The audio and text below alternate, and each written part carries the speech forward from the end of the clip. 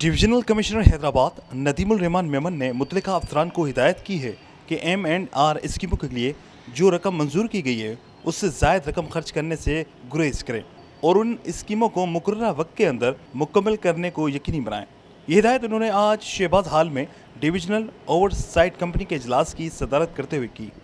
इजलास में deputy commissioner Hyderabad Fawad Ghaffar Soomro, deputy director planning and development Hyderabad Mohammad Asim, deputy commissioner Dadu Samiullah, Nisar Ali Shaikh, superintending engineer provincial highways Hyderabad circle Ayaz Hussain Memon, superintending engineer buildings Dadu Mukhtiar Ahmed, incharge planning and development commissioner office Hyderabad Tanveer Ali Rajput के अलावा दीगर अफसरान ने शिरकत की। इजलास में माली साल 2021-22 की M&R की मुख्तलिफ स्कीमों का जायजा लिया गया और प्रोवेंशनल हाईवेज हैदराबाद की खत्थड़ के पास पुलेली वाह पर 17.768 मिलियन रुपए की लागत से पुल की मुरम्मत की स्कीम को अवामी मुफादात को सामने रखते हुए मंजूरी दी गई, जबकि ज़िले दादू के डिस्ट्रिक्ट बिल्डिंग सेक्टर के 5.40 मिलियन रुपए की कुल 13 स्कीमों की मंजूरी दी गई।